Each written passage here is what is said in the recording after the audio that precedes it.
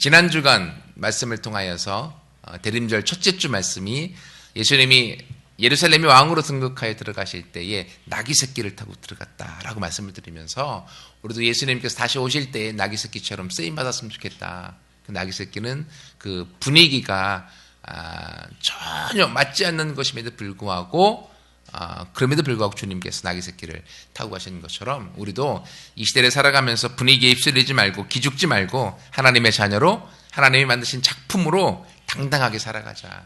그리고 나귀는 연약한 모습이었고 나귀는 또 비틀거리고 뒤뚱거리는 모습이다. 내가 연약하고 뒤뚱거리고 그리고 갈팡질팡할지라도 주님은 그런 나귀 새끼를 쓴 것처럼 주님 나를 사용하여 주옵소서, 나를 통하여 주님의 길을 인도하여 주옵소서 라고 함께 같이 말씀을 나눴습니다. 오늘은 마가복음 1장 1절부터 8절의 말씀을 통하여서 주의 길을 준비하라 라고 하는 세례요한에게 주셨던 그 사명의 말씀을 통하여서 함께 같이 말씀을 좀 나누기를 원합니다. 예수님이 처음 이 땅에 오실 때에 그 길을 준비했던 사람이 세례요한이죠. 이제 우리 시대는 예수님이 다시 오실 시대를 살고 있습니다.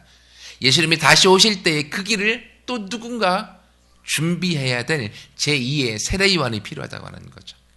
그래서 주님께서는 이 대림절을 통하여서 바로 한 사람 한 사람 우리가 예수님이 이 시대에 다시 오실 그 재림의 기간에 그 길을 준비하는 제2의 세례 요한 또는 선구자라고 하는 프론티어로 주님 우리를 세우시기 원한다고 하는 거예요. 그러면 이렇게 제2의 세례 요한으로 우리가 주님의 다시 오심의 길을 준비하기 위해서는 어떤 모습이 될까? 세례 요한께서 같이 함께 배우기 원하는데 첫 번째는 세례 요한은 말씀 위에 산 사람이라는 거예요.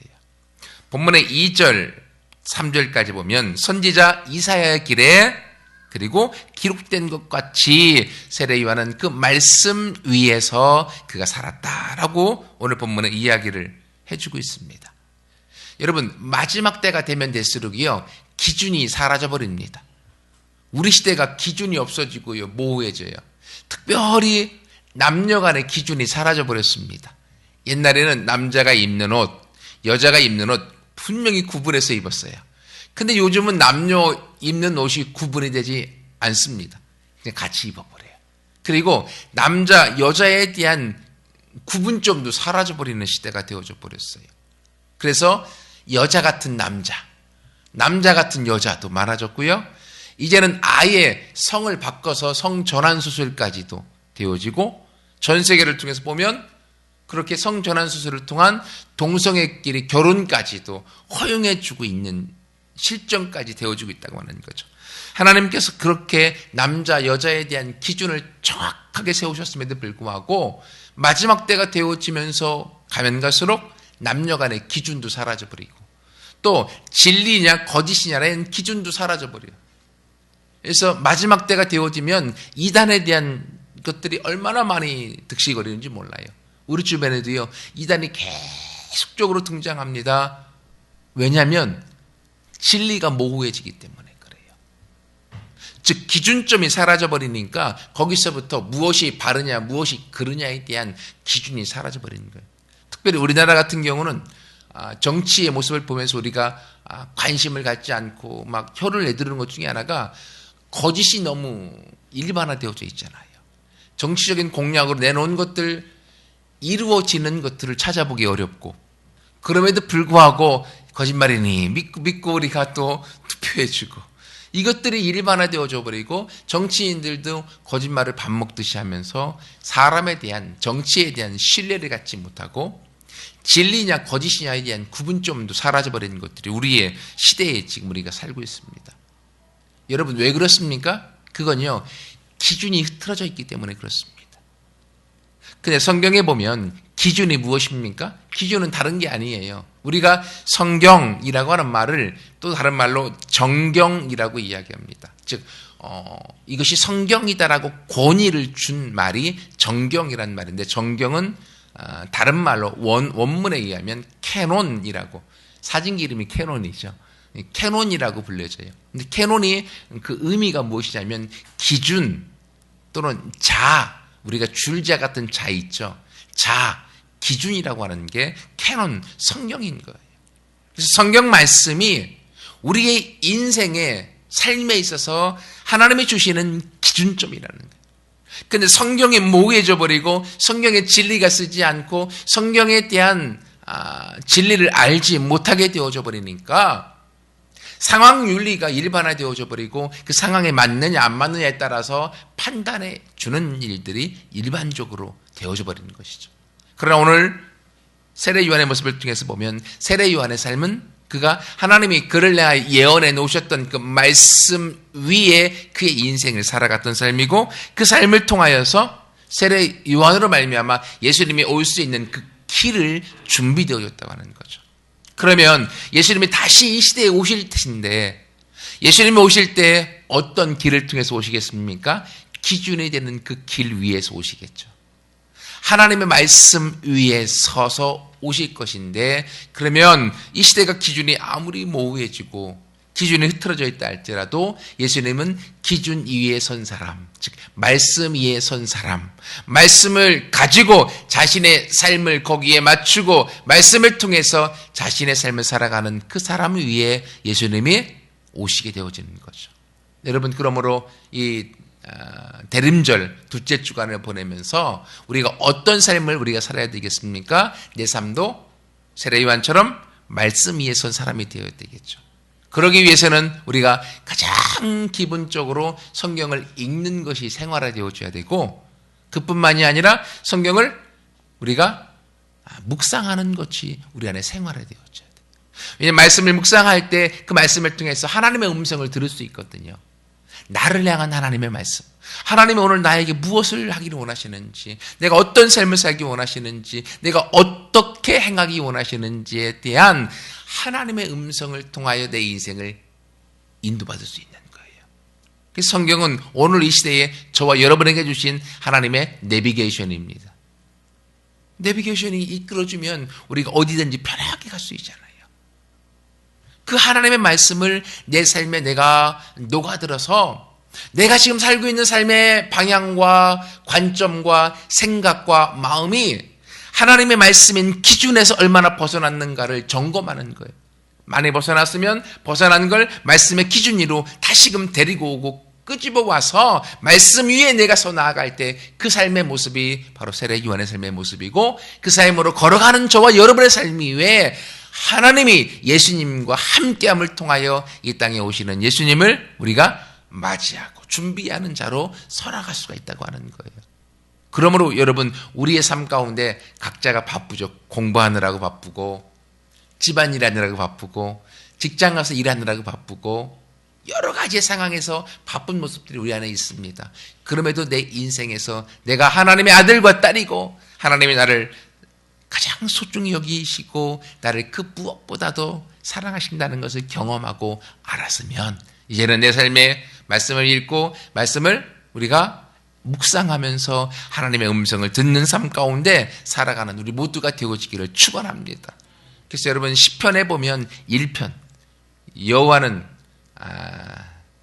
갑자기 헷갈려 왜 23편이 나오나 모르겠네요. 복이 있는 사람은 악인의 꾀를 쫓지 아니하고 죄인의 길에 서지 아니하며 오만한 자의 자리에 앉지 아니하고 오직 여호와의 율법에 그의 즐거움이 있어. 원문적인 해석입니다. 복 있는 사람은 오직 여호와의 율법에 그의 즐거움이 있어 주야로 말씀을 묵상하는 자로다. 정말로 복 있는 사람은요, 하나님의 말씀에 그의 즐거움이 있어서 그 말씀을 읊조리고 묵상하고 가까이 하게 되어져 있습니다. 시편 119편도 그게 말씀 애찬가거든요. 하나님의 말씀이 얼마나 단지요, 내 입에 꿀송이보다도 답니다. 내가 밤늦게까지 말씀을 보다가 새벽 일찍 일어나 주의 말씀을 또 상고합니다. 청년들이여, 너희가 죄악에서 벗어나 어찌 너희의 삶을 깨끗게 할 수 있을까? 주의 말씀을 따라 삼가라. 그 말씀이 내 삶을 이끌어갈 것이다.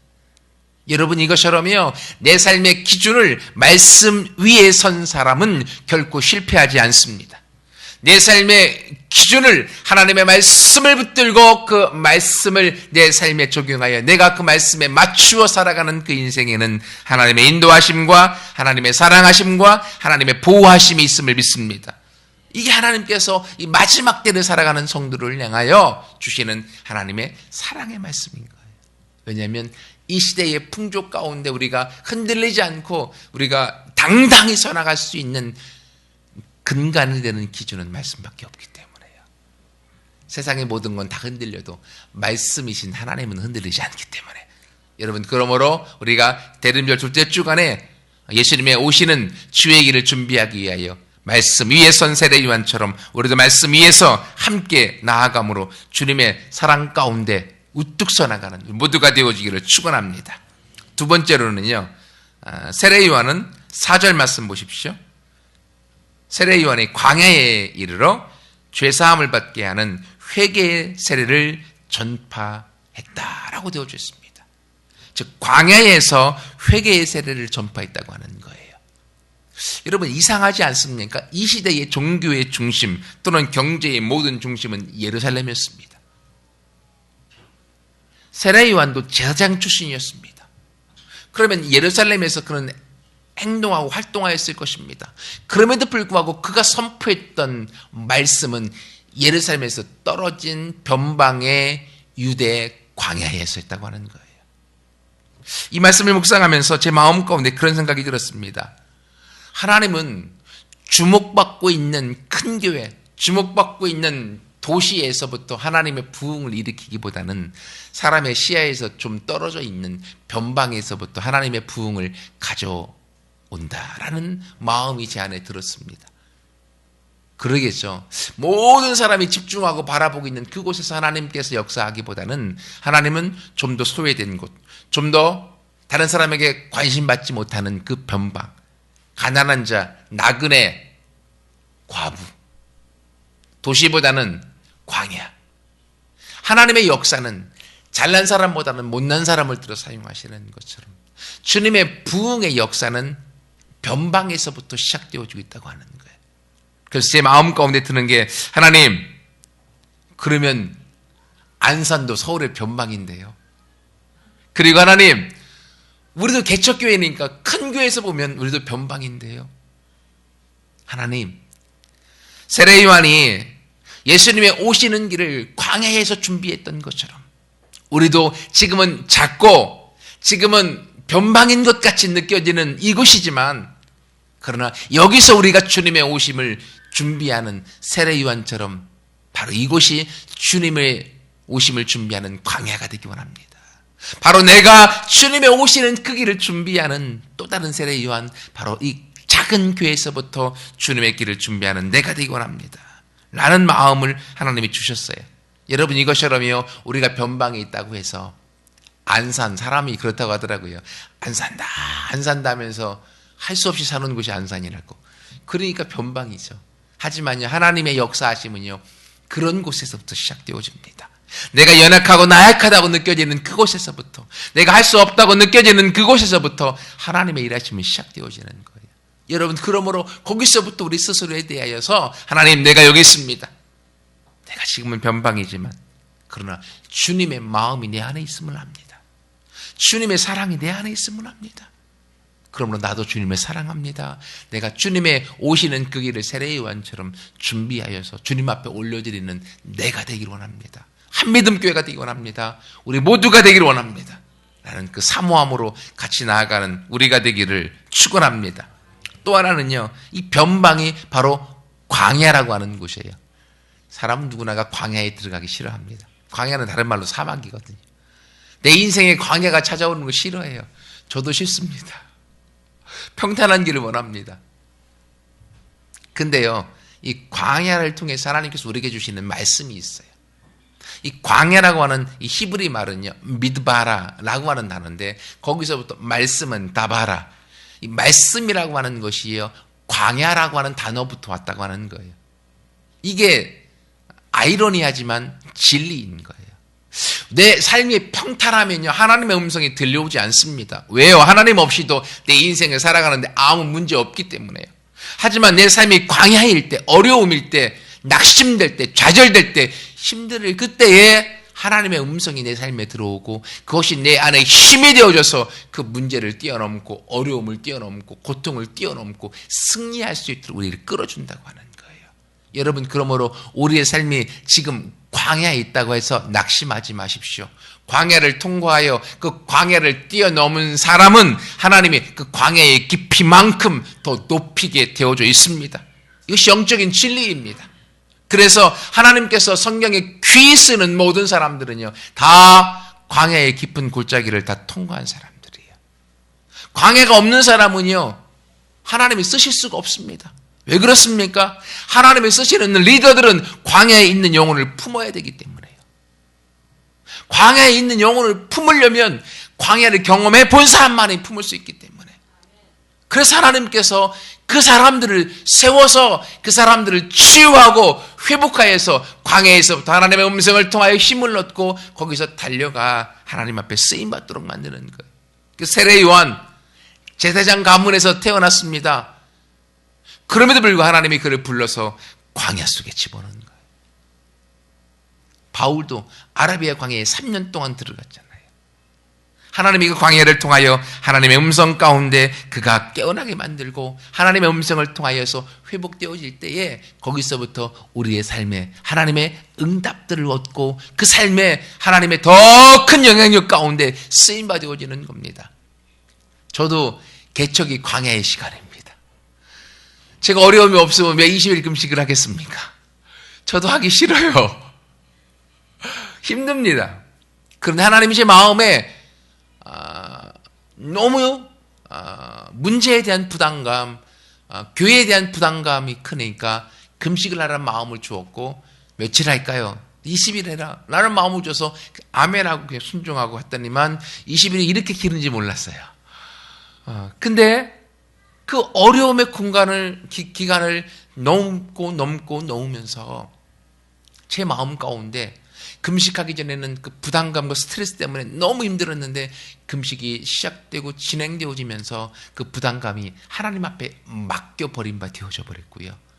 그리고 제가 히브리서 믿음장을 강의하는데 사라가 임신할 수 없는 몸임에도 불구하고 믿음으로 임신할 수 있는 힘을 얻었다 라고 하는 말씀을 들으면서 그것이 제 안에 그대로 들어왔어요.